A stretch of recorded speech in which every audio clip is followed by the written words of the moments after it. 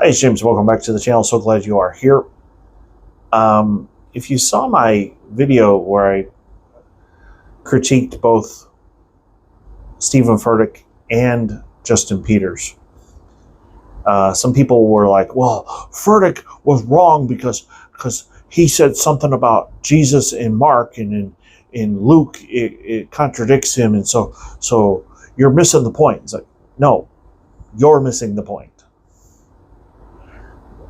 My faith inspires me to love people. So Justin Peters' whole ministry is to critique the Word of Faith movement because he feels that they are all false teachers who are just greedy, and they're there just to get a whole bunch of stuff. And what I'm saying is, if you want to criticize people that preach the prosperity gospel, you have to look at what are they doing with the money. Because in my experience, I've had interactions with both Kenneth Copeland Ministries and with Joyce Meyer Ministries. And in previous places that I've been at, they have donated Bibles, they've donated books, and they've been very generous. So what I'm saying is, when you are blessed by God with financial resources, you're supposed to use those resources to be a blessing to other people. I can't speak about Jesse Duplantis or who's the guy in Atlanta. I forgot, but I'll put his name there. Whatever. It'll come to me probably when I'm editing the video. But Joel Osteen in Houston, he was wrong for not opening up the church to help people who were suffering from the floods of Katrina. When God blesses someone with a lot of money, they're supposed to use that money to be a blessing to other people. That's the whole point. That's the point that people are not getting, is that our faith is not just a head knowledge thing. Our faith is supposed to be something we live out. We're supposed to love other people. That should be the defining characteristic of Christians. I'm going to go back to John 13, which I'll put right there.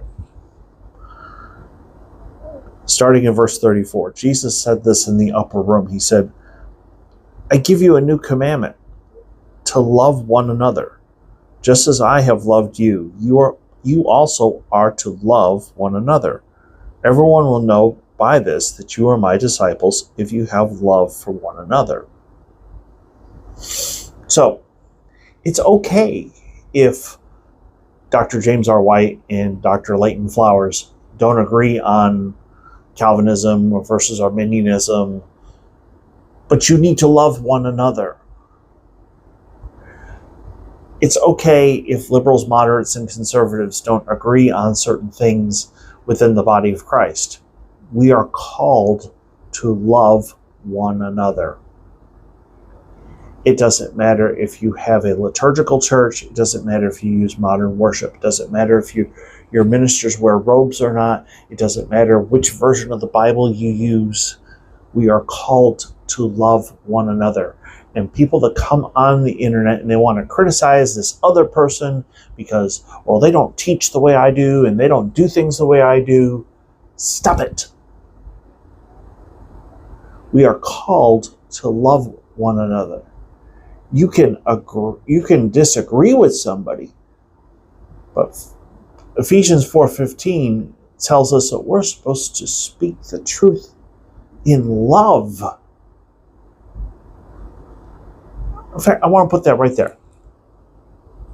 I'm going to use the New King James. It says, speak the truth in love.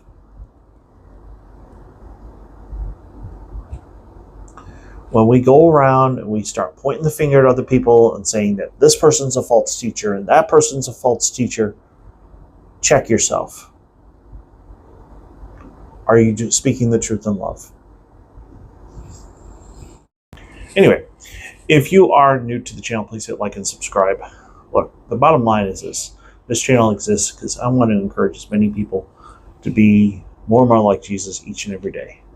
Jesus did have his disagreements with the Pharisees and the Sadducees. But the only time I ever saw him flipping over tables is inside of the temple when people were being essentially robbed. You know, the vast majority of the time. Jesus loved people, he encouraged people, and he was kind to people. He loved people that society wanted to push to the edges. And that's not what we're called to do. We're called to love other people, even people we disagree with. So, thank you for watching. I hope you have a great day.